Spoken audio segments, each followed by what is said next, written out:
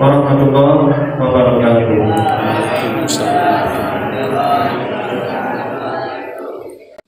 Di dalam kita melaksanakan kehidupan di atas dunia ini banyak fenomena, banyak realita, banyak suka dan duka yang kita hadapi atau yang kita terima.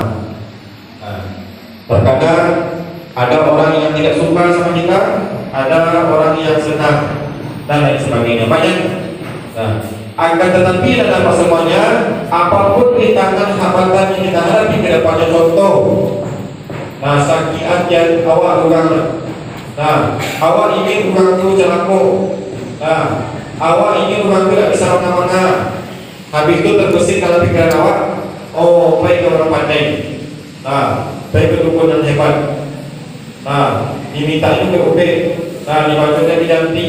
Habis itu tolong ibu-ibu dibacakan, habis itu diminta pemohon dan sebagainya. Dalam arti kata bagaimana untuk mencelakakan seseorang. Kalau seperti itu yang kita laksanakan, itu sudah tergolong juga kepada bagian yang namanya syirik. Disebabkan apa? Yang berhak mematikan menghidupkan seseorang itu, menyehatkan dan menyakitkan seseorang itu adalah Allah Subhanahu wa Ta'ala. Itu bukan urusan kita. Akan tetapi kalau seandainya kita sudah memandai-mandai, berarti itu kita sudah merasa diri kita itu lebih hebat, lebih unggul, lebih kuat dibanding atau ketimbang Allah Subhanahu wa Ta'ala. Sebabkan kenapa? Karena kita sudah merubah kodrat atau ketentuan yang telah ditetapkan Allah Subhanahu wa Ta'ala. Itu contoh dari perbuatan syirik yang ketiga. Yang keempat adalah atau yang terakhir, menganggap diri sebagai Tuhan, menganggap diri awak itu sebagai Tuhan.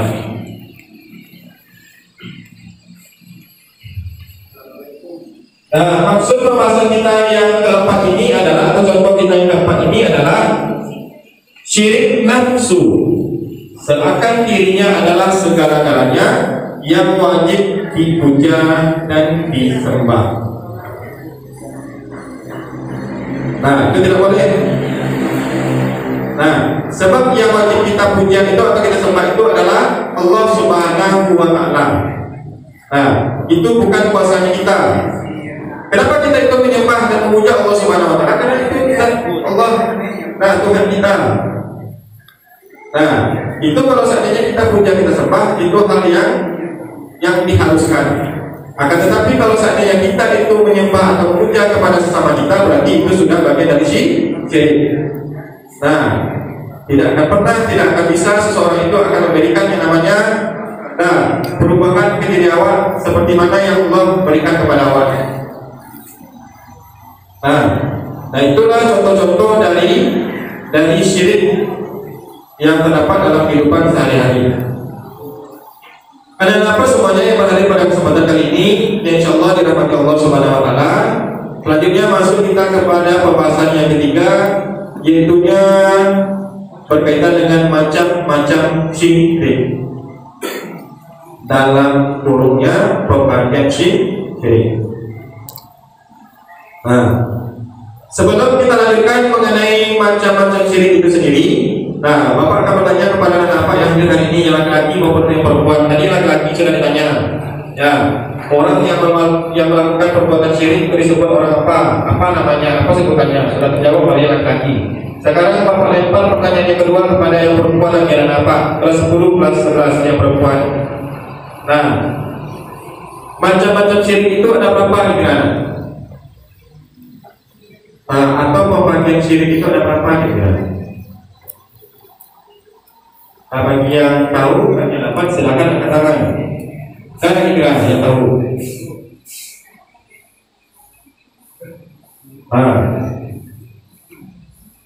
Macam-macam syirik atau pembagian syirik itu sendiri ada dua macam atau dua pembagian. Yang pertama ada yang dinamakan dengan syirik akbar, atau dalam bahasa Arabnya asyirku al-akbar. Artinya adalah syirik besar. Pembagian yang kedua itu dinamakan dengan syirik asghar. dalam bahasa Arabnya adalah asyirku al-asghar. Nah, artinya adalah syirik kecil. Jadi macam-macam syirik atau pembagian syirik itu ada berapa? Dua. Kita tengok dulu penjelasan satu-satu mengenai syirik akbar dengan syirik asghar. Yang pertama sekali itunya syirik akbar. Syirik akbar itu adalah syirik besar yang tidak akan diampuni oleh Allah Subhanahu wa Ta'ala. Apabila ada orang yang melaksanakannya, berarti itu dosanya tidak akan pernah diampuni oleh Allah Subhanahu wa Ta'ala. Selanjutnya yang kedua ada yang dinamakan dengan syirik asghar. Syirik asghar itu sendiri adalah syirik kecil. Masih ada peluang diampuni oleh Allah Subhanahu wa Ta'ala jika pelakunya bertaubat sebelum dipanggil oleh Allah Subhanahu wa Ta'ala. Nah, jadi ini ada kemungkinan sedikit. Nah, kita melakukan yang namanya syirik kecil. Kalau seandainya kita tersadar, kita bertobat, insya Allah Allah akan mengampuni apa yang pernah kita laksanakan, dengan catatan itunya betul-betul taubatan dan nasuha. Selanjutnya dalam syirik akbar ini ada juga contohnya yang masuk di dalam.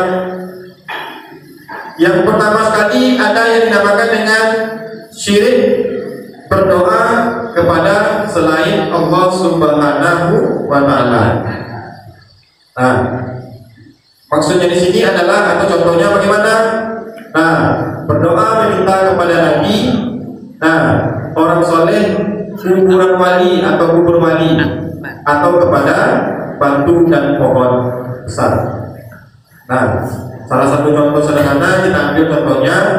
Nah, awak pergi ke kuburan pamonyo ustaz atau ustazah yang bersohor di kampung awak Siko untuk boleh. Habis itu ketika awak di situ, awak meminta berdoa kepadanya supaya itu bisa nanti memberikan faedah kepada awak. Nah, kalau seperti itu berarti itu sudah tergolong ke dalam yang namanya syirik akbar. Nah, yang benarnya adalah silakan nanti kita berkunjung kepada kuburan wali nanti. Wali kan namanya, atau ustaz ustazah atau guru-guru kita yang telah terdahulu, tapi dengan catatan kita mengirimkan doa atau mengantarkan doa. Itu boleh. Tapi kalau seandainya niatan kita di sana berdoa, nah dengan catatan dengan harapan supaya orang yang sudah meninggal itu bisa memberikan faedah kepada awak, kekuatan kepada awak, dan jalan keluar kepada awak, berarti tidak boleh. Nah, itu salah pemahaman awak. Nah, selanjutnya yang kedua, contoh dari syirik akbar ini atau syirik besar, syirik dalam niat dan tujuan, yaitu berniat menunjukkan ibadah kepada selain Allah Subhanahu wa Ta'ala. Pokoknya yang hal seperti itu masuk kepada bagian syirik besar puluh. Nah, contohnya di sini adalah menyembelih kurban ditujukan untuk jin penunggu pohon atau jembatan.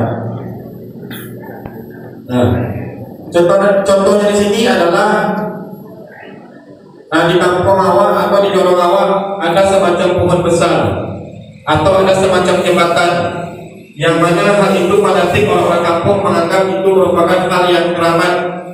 Nah, sehingga kalau seandainya di situ ketika kita lewat tak minta izin, ya, dan memberikan segala sesuatu, nanti imbasnya kepada kita akan celaka dan lain sebagainya, angin badan dan lain sebagainya.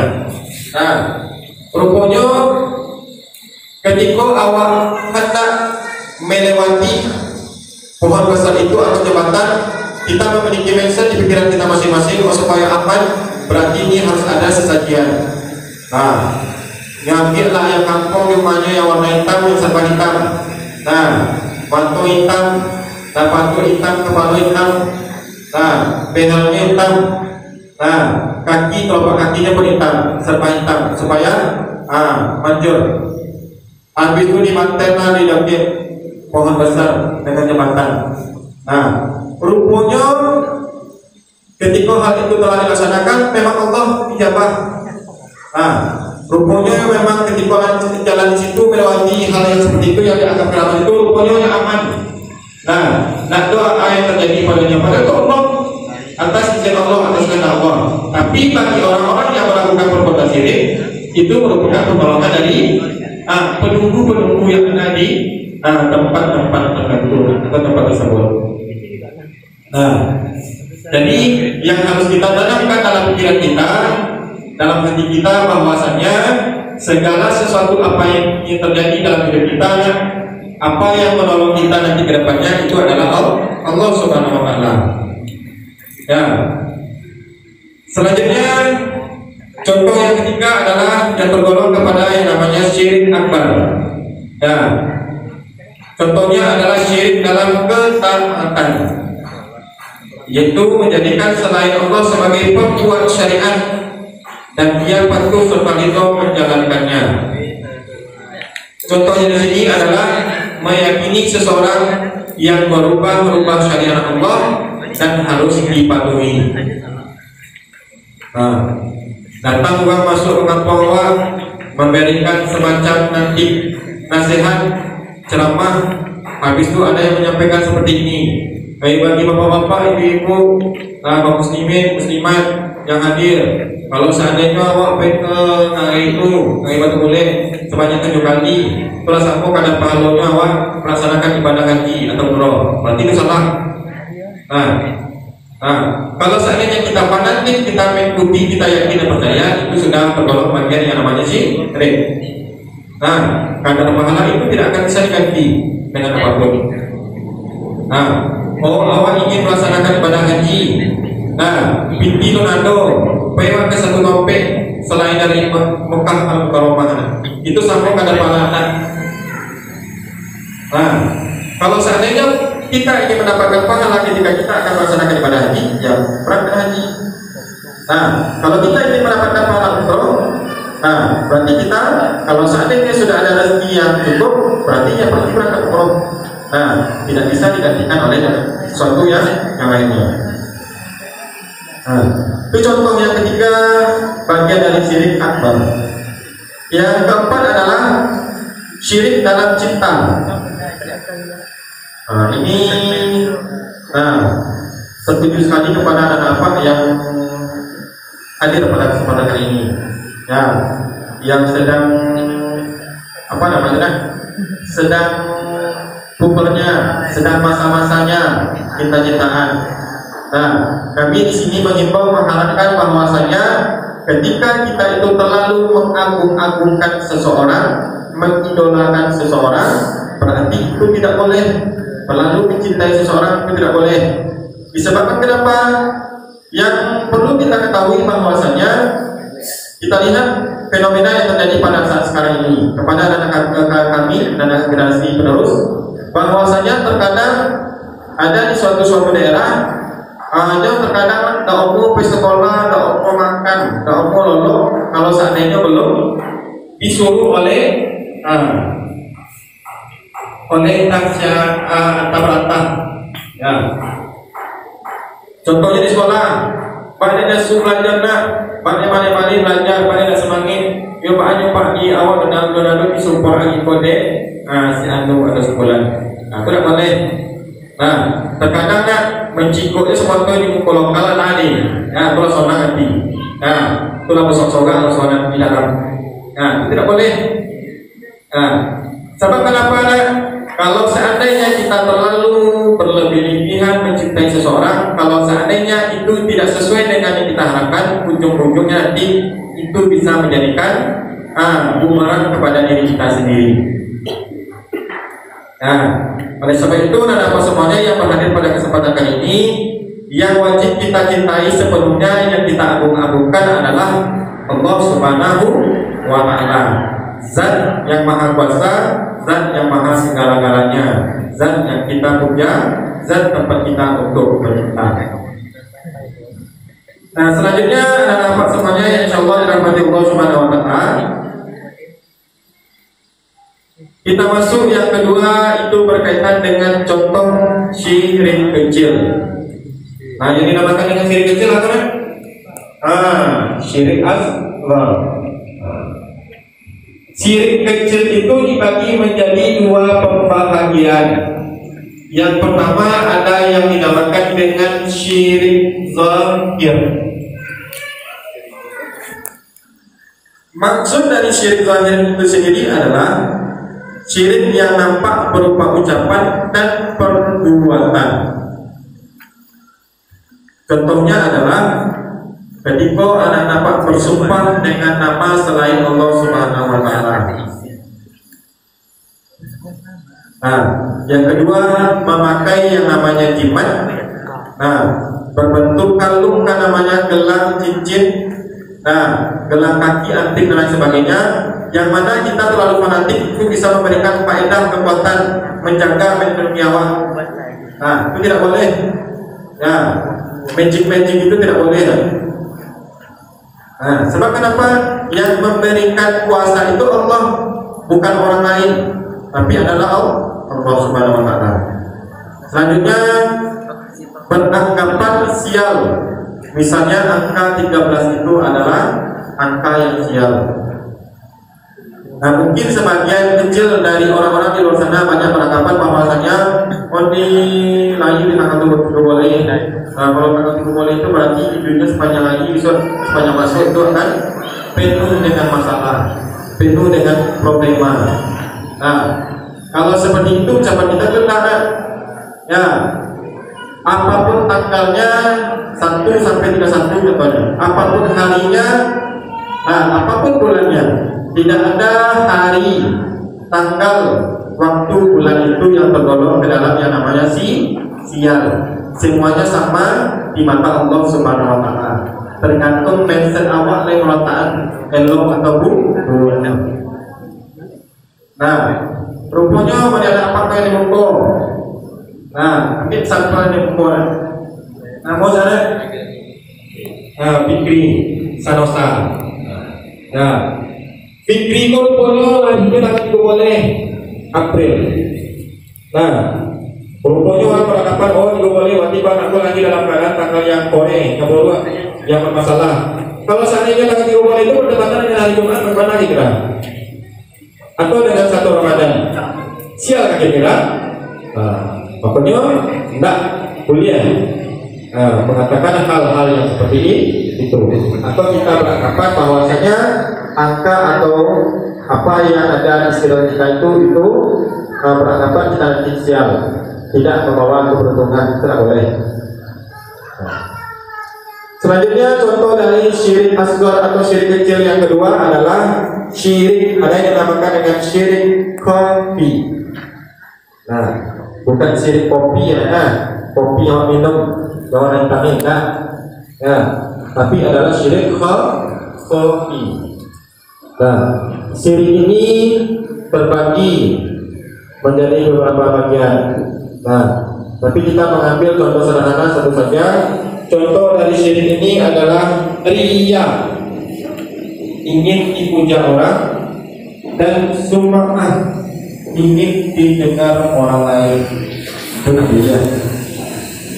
Nah, sebab kenapa yang Bapak sampaikan di awal tadi, yang berhak dipuja, yang berhak didengar ataupun disembah, yang terlalu berlebih-lebihan itu adalah Allah Subhanahu wa Ta'ala. Nah, kalau seandainya awak taat patuh, mencintai, memuja secara berlebih-lebihan kepada Allah Subhanahu wa Ta'ala, insya Allah itu akan memberikan faedah kepada awak, manfaat kepada awak. Dalam arti kata bagaimana? Kalau seandainya kita cinta dan dekat kepada Allah, insya Allah Allah itu akan cinta dan dekat kepada kita. Begitupun sebaliknya.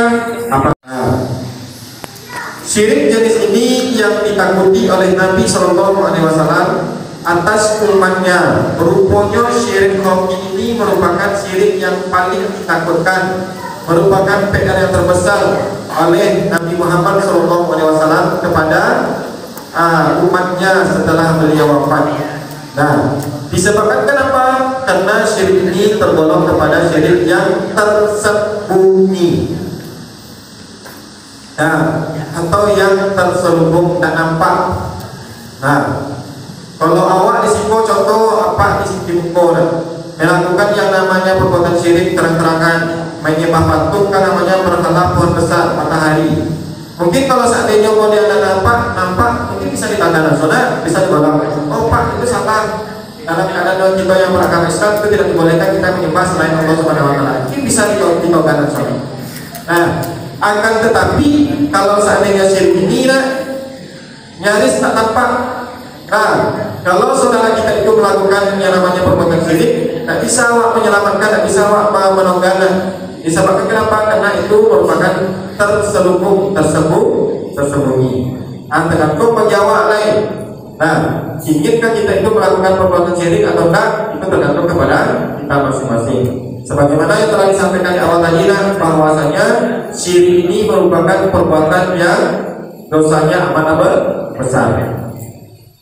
Nah, selanjutnya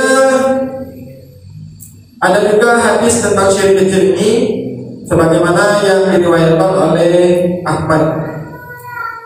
Nah, di sana dijelaskan bahwasanya inna ahwafa ma akhafu alaikum syarqul asghar qalu ya Rasulullah wa ma syarqul asghar qala ar-raya. Itu hadis yang diriwayatkan oleh Ahmad, yang mana artinya adalah sesungguhnya perkara yang paling aku khawatirkan adalah syirik kecil. Nah, sahabat kemudian bertanya, apakah syirik kecil itu ya Rasulullah? Rasulullah SAW pun menjawab kembali, yaitunya dengan riya. Nah, awak beribadah, nah, awak bersedekah, awak berzakat, awak melakukan segala sesuatu ingin embel-embelnya dipuja atau ingin disebut oleh orang lain, itu tidak boleh. Itu bagian dari riya. Nah, kalau untuk masalah ibadah, nah, yang kita kerjakan kepada Allah Subhanahu Wa Taala cukup antara kita dengan Allah yang tahu. Nah, perlu diperlukan kepada orang lain. Nanti orang lain itu akan bisa menilai dengan sendirinya siapa ini. Nah, oh itu aliman, nah itu elok, itu senantiasa beribadah, puasa sunnah. Nah, tanpa diceritakan orang akan mampu mengetahui dengan sendirinya. Melewati perbuatan kan namanya, perkataan kan namanya, dan lain sebagainya. Makanya ada apa contoh? Nah, nak saya menggali awak, nak joget di pulau B menggali awak, nah tipu menggali awak, pulang dari gereja dan masuk ke rumah, awak pun tempatnya apa menyoe, semayang berteduh. Nah, pulang dari awak kan awak, kalau yang semayang kan jadi di baju pulau B. Nah, kalau seperti itu tak boleh. Nah, berarti awak itu melaksanakan yang namanya ibadah itu di setengah-setengah. Nah, di setiap setengah-setengah itu dicontoh oleh menggali awak ingin dipuja, ingin disanjung, oh ya nanti anak awak melaksanakan ibadah sholat. Daripada dia yang bikin blog dia. Nah, itu tidak boleh. Nah, selanjutnya masuk kita kepada materi kita yang terakhir, materi kita yang keempat, sebagaimana yang telah Bapak sampaikan di awal tadi. Materi yang kita bahas yang terakhir atau yang keempat ini adalah ancaman bagi orang yang berbuat syirik. Ancaman itu sama artinya dengan akibat orang yang melakukan perbuatan syirik. Nah, ancaman bagi orang yang berbuat syirik antara lain, yang pertama sekali adalah Allah Subhanahu Wa Taala tidak akan mengampuni orang yang berbuat syirik kepadanya. Hati-hati, Allah tidak akan mengampuni. Itu kata Allah. Nah, jika ia mati dalam kemusyrikannya dan tidak ada bertaubat kepada Allah Subhanahu Wa Taala. Mengenai pernyataan ini ada juga firman Allah Subhanahu Wa Taala menegaskan dalam firman-Nya surat An-Nisa ayat 116 yang berbunyi A'udzu billahi minasy syaithanir rajim. Bismillahirrahmanirrahim.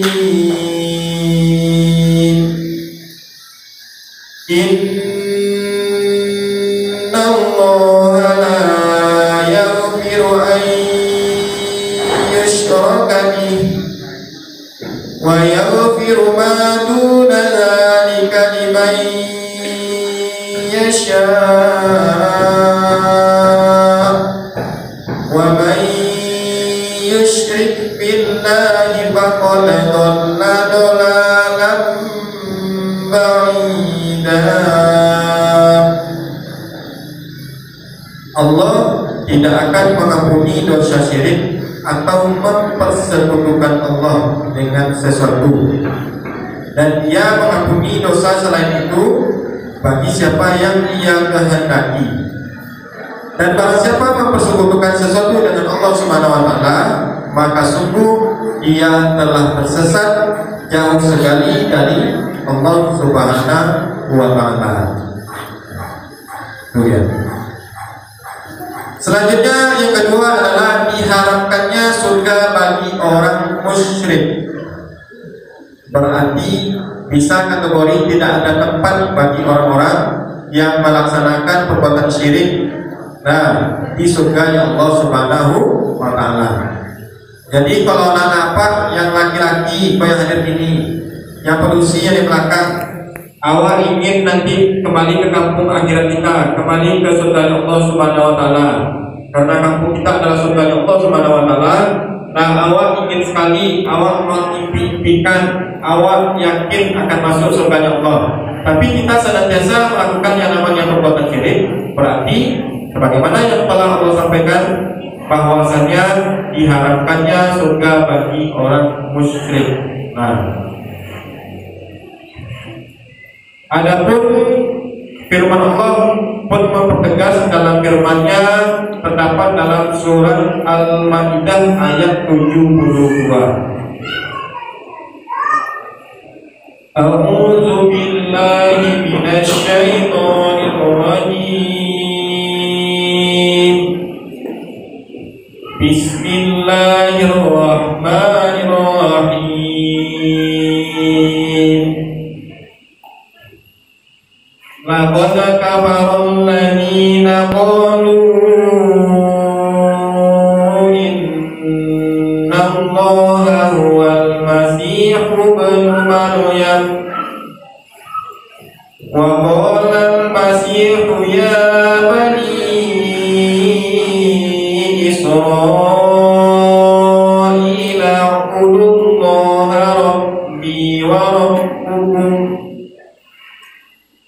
Israil a'budullaha rabbi wa rabbakum innahu man yushrik billahi faqad harramallahu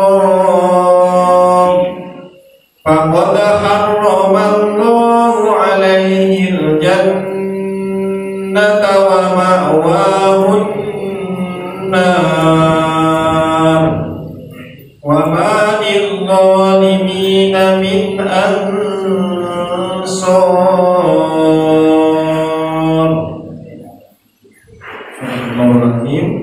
Sungguh Allah telah kafir orang-orang yang berkata sesungguhnya Allah itu dialah Al-Masih putra Maryam. Padahal Al-Masih sendiri berkata, wahai Bani Israel, sembahlah Allah Tuhanku dan Tuhanmu. Sesungguhnya barang siapa mempersekutukan sesuatu dengan Allah, maka sungguh Allah mengharapkan surga baginya, dan tempatnya ialah nerakanya Allah, dan tidak ada seorang penolong pun bagi orang-orang yang zalim itu. Berarti dalam pernyataan ayat Al-Maidah 72 ini dapat kita ambil salah satu kesimpulannya, kita melakukan perbuatan syirik orang-orang musyrik, di samping kita itu dapat untuk memberikan nanti celaka kepada orang lain, juga nanti celaka kepada diri kita sendiri.